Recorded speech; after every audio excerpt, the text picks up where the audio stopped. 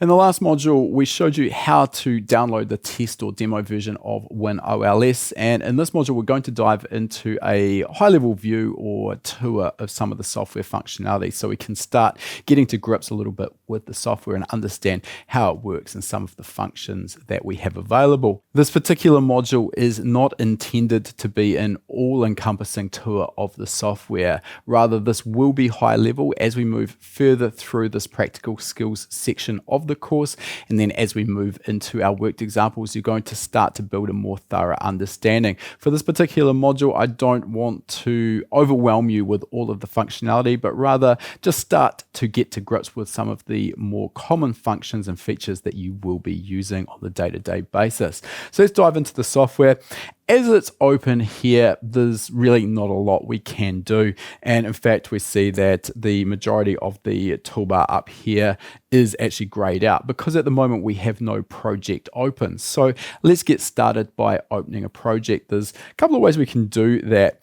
If we are going to be starting a new project, which we'll look at shortly in an upcoming module, we can use the little new project icon here in the toolbar. In this case, we will instead be opening an existing project, and we can do that with the little open icon here. There's also shortcut keys you can use. This will give us a list of all of the files that we have access to or projects that we have access to. At the moment, for simplicity, we've got one available, which is for a Mark V Volkswagen Golf. And if we click OK here, what we're going to find straight away is we actually have two versions available for this file, and we've got original and we've got one called HPA tuned, which hopefully should be pretty self-explanatory. This really comes back to what we've talked about a number of times in the body of the course, where as we start making modifications to our files, these get saved as versions, and we can always reference these back to an original version, meaning it's really simple to revert to original if for any reason we decide that we need to. It's also, as you'll see, very easy to then reference any changes that have been made in a tuned file back to the original. So we can see, for example, where we've added or subtracted a lambda target value or a torque request, just for a couple of examples. In our case here, just so we've got something to look at, what we'll do is we'll choose the HPA tuned file and we're going to click OK. Now, this is going to open in a format that is going to be significantly different to when you are opening a fresh binary file where you've made no definition or you have no map pack.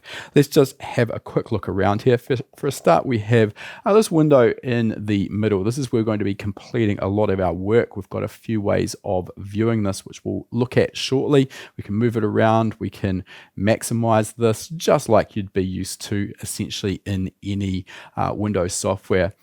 The benefit of being able to shrink this down and move them around really comes into its own when we are comparing two files back to back as well. We can view both of the files together. Over on the left-hand side here, we've got our menu structure. And for a start, what we can see here is we've got our hex dump that is highlighted. Then moving down here, we've got a folder structure called My Maps. This is where we're going to start storing the maps that we've found and we've scaled or defined. And just to make things a little bit easier here, what you can see is that we've actually got a folder structure here that has been created.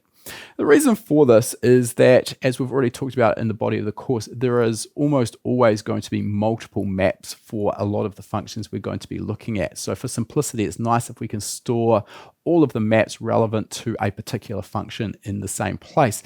That way we can see them all at the same time. It just makes our workflow a little bit easier and makes everything a little bit cleaner. So for example, at the moment we can see that we have our driver requested Lambda folder open, and we can see that we've got three maps within that particular folder there. All the same map, but the ECU will decide which of those three to work on based on a number of other parameters. We can, of course, click to close that down, pretty much navigate this just like any other software that you would already be familiar with. We will be showing you how to create these subfolders and how to assign the maps that you've found and scaled into these folders as we go. At the bottom of our folder structure, we can see we've got one that is listed as potential maps, and in brackets there 204. So when you first open a fresh project or start a fresh project, we've got no map pack. Essentially, this is all you're going to have. You'll have your My Maps folder, which will be empty because you haven't done anything yet, and you'll have these potential maps. Let's just click on this to expand it out, and we can see as we scroll down here, all of the maps, obviously 204 of them, that WinOLS has highlighted as potential maps. And again, as we've already discussed in the course, some of these maps are likely to be incorrect or completely irrelevant to our purposes. Likewise, OLS is also quite likely to have overlooked some of the maps that we actually do need to find and define. So this in and of itself is of limited use. Now, while we are looking at this menu structure on the left-hand side, a couple of other things that are worth mentioning here. If we hover over the vertical line here, hold down our left mouse button, we can expand this out or close it down a little bit to give ourselves a little bit more screen real estate or to better visualize what's actually written in the text file there on the left hand side. If we want to give ourselves all of the screen real estate possible, we can also click on this little icon here, and what that's going to do is completely remove that panel from the left hand side of our screen. And if you do panic about that and don't know how to get it back, well, that's nice and easy because we can see we've got a little right arrow icon over here. And of course, clicking on that will get us back where we started.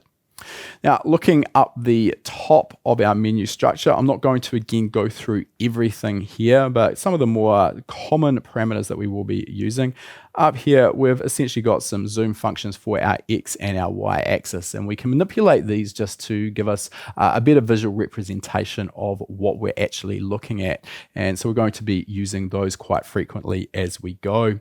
An icon here, which we can click on, and that's going to turn on or turn off our grid structure. This is quite useful just for getting a reference of the magnitude of the Y value, which we will be using from time to time. So for the moment, let's just leave that on. Moving across to the right, we've got the ability to set OLS up in 8-bit, 16-bit, 32-bit or floating point depending on the particular map that we are looking at. We've also got the ability to set OLS in a high-low or low-high mode. And this is a little bit tricky to explain. We'll again see this in action as we go through this, but depends on the particular controller we're working with and the particular map we're looking at. Sometimes when we're viewing the data, it's just going to not make sense. And by changing from low-high to high-low, everything will sort of start to look a little bit more sensible. So this is one that we will need to change from time to time. We've also got the ability to view this as a signed or unsigned data. Again, sometimes we will find maps that are signed, other times they won't be signed, so we will be needing to change between these from time to time. Then moving on, we've got the ability to show our text view data in binary, decimal, or hexadecimal. So again, just some of this comes down to personal preference as to how we want to view the software. Lastly, over the right hand side, we've got the ability to view our changes. So this is important when we're comparing back to our original file. At the moment, we obviously haven't got anything visible, so a little hard to explain that, but we'll see in a moment. All right, let's dive into this hex dump and see what we're actually dealing with. And at the moment, we obviously can't see anything within our main window here. What we want to do is understand that, first of all, on the bottom left-hand corner, we've got the ability to display the data that we're viewing as 2D, which is what we've got clicked at the moment, text or 3D. Particularly when we are starting to look for maps, I'd highly recommend that you use the two-dimensional view, which we've got highlighted at the moment. This is really important to allow us to visualize the data so that we can start looking at the patterns and using our pattern recognition. If we click to data as a text view, for example, it's not going to be very easy unless you're an absolute pro to be able to really take too much away from this. Let's go back to 2D for the moment. We'll have a better look at those different options once we've actually got a map up and highlighted. Along the bottom axis here, we can see basically a visualization for the entire binary file of whereabouts the data is. So we can see these colored regions like here. There's a few here. And then the actual main data area is this one over here to the right. So this is where the actual tune data is contained. You can see we've got this little blinking cursor here. This shows where we are. So we've just opened this file and we are starting at the very beginning of this binary file. But again, no real data here, absolutely useless to us. So what we're going to do is just hold down on that and we can slide it across. And what I want to do here is just get us across to the actual main data area. Doesn't really matter where we go at the moment. And once we're actually into some data, everything's going to look a little bit more sensible. Now, there are a variety of ways of manipulating whereabouts we're viewing in the data. You saw me there, just drag that cursor along. That's great for making large wholesale changes, getting us from the start right to the end, for example, like I've essentially just done there. But once we're actually within that tune data area, we're going to want to make smaller changes. So here I can hold down the right arrow key, and that's going to move us relatively slowly through the file. If I just click to the right of where the cursor is, so I'm using the left key there, basically we're going to then scroll through one full screen of data at a time. Now, looking at the data that we've got at the moment, and let's just maximize that screen for a little bit more clarity. So we can see again whereabouts we are. We also will see displayed below this, the current cursor location, so the actual address that we're accessing at the cursor point as well. So this allows us to be quite specific. And if we do know a specific address that we want to go to, let's say that we already have an idea of where a particular map we're interested in is, what we can do is click down on our cursor location and then we can directly enter the address that we want to go to, and the cursor will of course jump there. In this case I'm not going to do that, so we'll cancel out of that box. Now at the moment on the screen we have a series of maps that OLS has found and highlighted for us, and that is what we can see here at the top.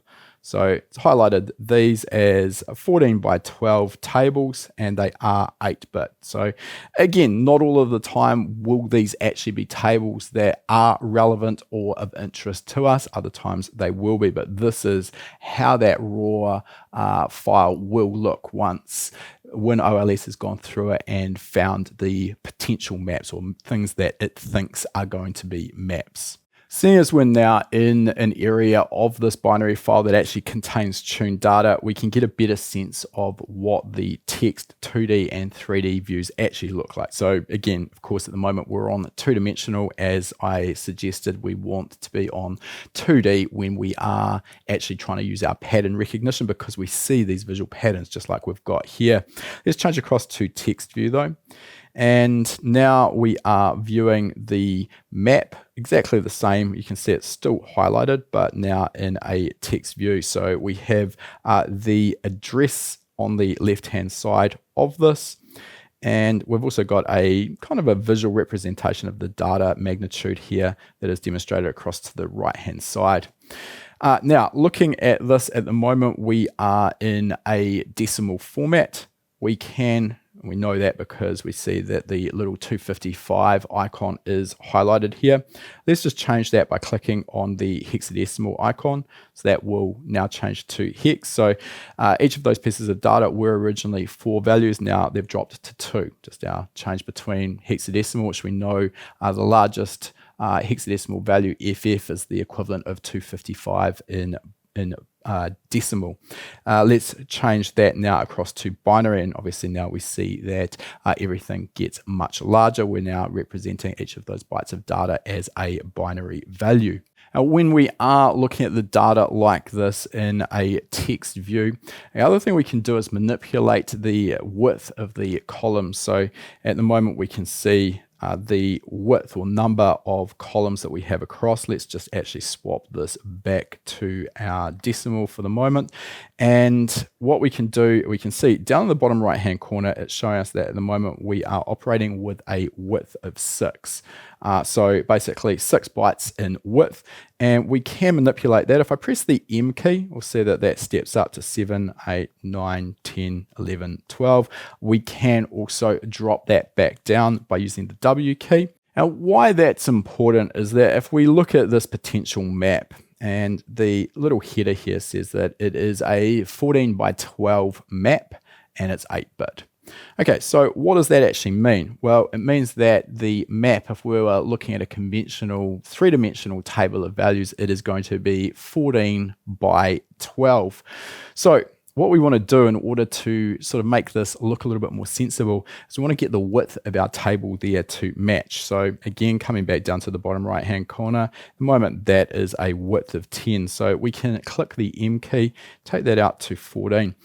Now, hopefully what you can see as I do this is that our little visual representation here on the right hand side starts to make a little bit more sense. We've definitely got a bit of a pattern there, but something's not quite right there.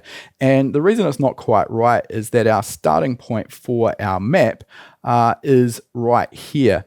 And what we actually want to do is move that across so that we're actually starting on the left-hand side. And what we can do in order to manipulate the way this is displayed, if we hold down the Control key and we press our right arrow key, you can see that we're moving that piece of data across to the left there.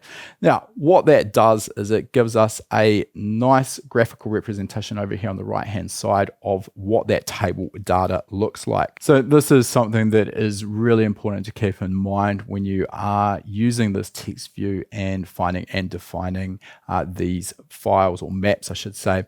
The data at the top here, this is actually axis data, and then the z-axis or map data is this main section here.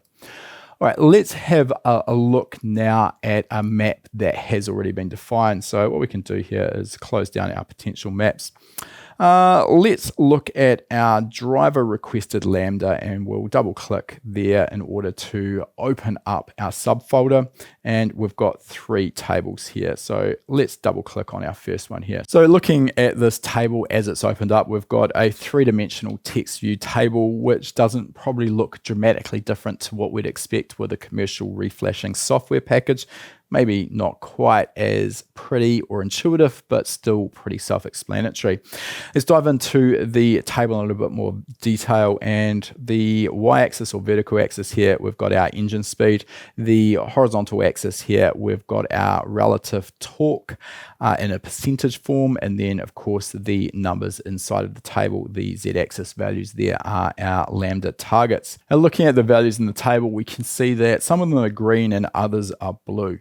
The specifics of the colors don't really matter because we can set those to our own preferences, but essentially anything in this color configuration that's green is unchanged. Remembering that we are comparing back here to our original file. So the blue values have been altered from stock. So we can get a sense of what those changes are as well using our little icons up in the right-hand top corner of our toolbar. So for a start, if we click on ORG, that will give us the original values for that. We can also click on percentage. That will show us the percentage change. So in this case, all of these changes we have reduced the values there, so that's why they're blue. If we'd increased the values, then the color coding would have changed and it would be red. We can also demonstrate this as a difference, specifically a numeric difference, and we can go back to our original. So a little bit of flexibility there in terms of how you want to actually display the data. Really helpful though when you are comparing to that original file and just getting a sense of the magnitude of those changes. Now, while we are looking at this data in a text table view like this, let's also quickly have a look at how we can scale or define the values. The hard work's being done for us. We've got another upcoming module where we will go into this in a bit of detail. But essentially what we can do is choose one of the axes. In this case, let's go with our y-axis. I've just clicked on that using the left button of my mouse. If I double click on that, what it's going to do is bring up the properties box. We can actually alter each of the individual elements in this table from this one box, or alternatively, we can get a little specific. So I'll show you how that works. For example, at the moment, because I clicked on the y-axis, that is the axis that has been highlighted here. I could click on the x-axis or the map or z-axis data, Or alternatively, if I want to edit the x-axis, if we close down that box and double click on the x-axis, that's exactly what will come up. So looking at this, let's just go back to our y-axis. We can see that we can give that a description. In this case, pretty self-explanatory, engine speed and the units here. Not again particularly over the top. Pretty easy to work out. The important part here is the factor and offset. So this is where we're going to be entering our scaling value. So we can actually see here to get to our actual RPM value, what we've actually done is multiplied that raw value, in this case by a factor of 40. So if we actually change that to 1, we can see now this is the raw values for that y-axis as we would see them when we just simply open this map before we start adding scaling. So this is really the key to using OLS, is understanding how to correctly scale. Again, we're going to dive into that in a lot more detail in an upcoming module. Looking at our map data here, again, same information here. We give it a name and a description. It's also got a unit, which of course in this case is lambda. Another element here is, particularly when we are just getting started with this data, is that it probably won't have any precision, so any decimal places, in other words. So this would be what we'd be looking at the moment, which in and of itself is pretty useless. It looks like our lambda target is all set to 1.0, but when we start adding data, instead of rounding up to lambda 1, we actually see what the true values are. All right, let's cancel out of that. That's just, again, a quick guide to how we go about scaling. Let's have a look at this particular table in 3 dimensions now. And we can, when we go to 3 dimensions, or the 3D view, we can see that it actually comes up here, asking us to click to optimize the 3D view parameters, or we can use Control and B, which will do exactly that. And now we can see we've got a 3-dimensional table here. We can also see the before and after, or the original plus tune file. So again, just giving us a sense of the magnitude of the changes that have been made for this particular file. All right, now that we've had a look at our driver requested lambda table, let's just close that down. We can do that by pressing the little X in the top right hand corner. We're back to our visualization of our entire binary file. And again, we can see whereabouts we are in that file in the bottom right hand corner. Again, just by clicking to the right of the cursor, we can move through that data one screen at a time. By clicking to the left, we're obviously going to go to the left one screen at a time. Now, as we do this, we can also see data areas popping up here. We can see that in this case, we've got some orange data areas here, and red data areas. And you'll remember when we're looking at the lambda table, the values blue mean that we had reduced the values. Values of red here, we have increased. So anytime there's a change, this is demonstrated visually within our 2-dimensional view like this. Now, it's also worth just having a quick look at the configuration options. So let's do that now. We can do that by heading to our miscellaneous drop-down menu, and we want to come down to configuration, or the F12 hotkey will get us straight there. So essentially, this is a list of configuration decisions or choices that we can make that will affect how the software works, as well as the look and feel. You will actually have made a few basic selections when you first installed the demonstration version of OLS. None of those are too critical because we can come back here and manipulate them. Looking at one of the more common options that people will want to play around with to suit their own preference is the colors. So you can see that by default, I've selected the industrial standard color scheme. And from our drop-down menu here, we can go with the WinOLS preference, or we can go with a Windows preference, whatever you want, or you can go user defined. Really, it doesn't matter. Just go with something that suits your own preferences. There are a range of other options through here that you are welcome to get familiar with. None of them really should need to strictly be changed, and if you do decide that you do want to make a change at a later point, you can always come back to this F12 configuration window and make changes as required. All right, let's close that down now. At this point, this is about as far as I want to go in this module. Again, not intended to be a comprehensive guide at this stage, just looking at some of the core elements. As we continue to go through this section, you're going to start learning more about the software as we go. That was just one of the many modules taken from HPA's WinOLS training course. This in-depth, easy to follow training course will be perfect for any professional or home enthusiast looking to work with this software. You'll learn what hardware and software you'll need in order to read and write files from your ECU. You'll learn how your factory ECU works and what maps you'll need in order to make tuning changes. Next, you'll learn how to find and define these maps within the raw file from your ECU so that you can make tuning changes.